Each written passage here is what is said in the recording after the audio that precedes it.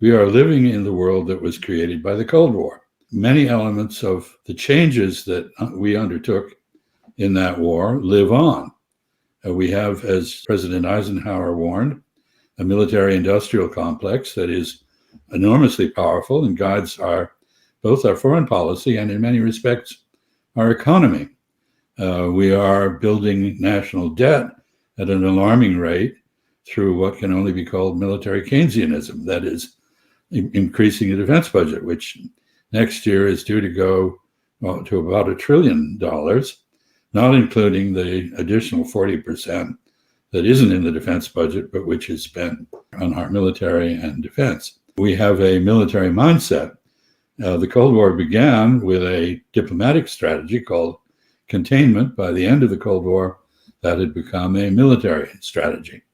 The Cold War left us with 700, 800 bases all over the world and with defense commitments to protect virtually everybody.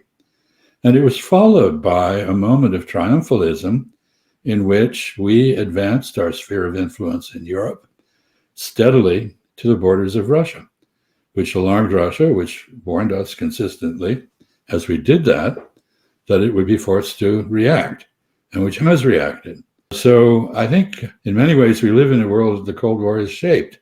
There's no reason to believe that if this war in Ukraine spreads, or if we get into a war with China, that it's going to be a Cold War.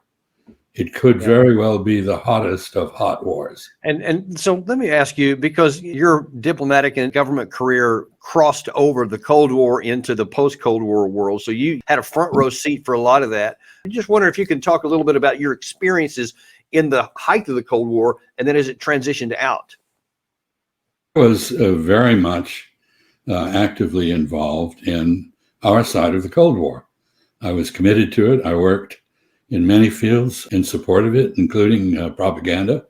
I had 2 tours with the U.S. Information Agency, one in India and one in Washington. I believed in the righteousness of our cause, but I would point to a number of things that were quite peculiar about the Cold War. The first is, it's very rare for strategic imperatives, or geopolitics, if you will, to coincide with ideology, and yet our contest with the Soviet Union was one that combined geopolitics with ideology. We seem to have forgotten the difference.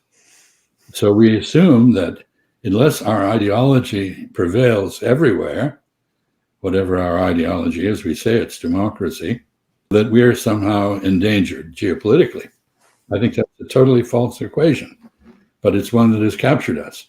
Second, when the Cold War ended, we began to suffer, most of us, from what I call enemy deprivation syndrome, which is the sick feeling you get when your enemy irresponsibly drops dead on you and you don't know which way to point your ammunition, your guns. I don't think I had that. I saw in Russia a country after the end of the Cold War that was desperate to redefine itself and develop a relationship with the West, incorporated itself into the West, and that was instead treated, as you suggested, as though it were still the Soviet Union and an enemy.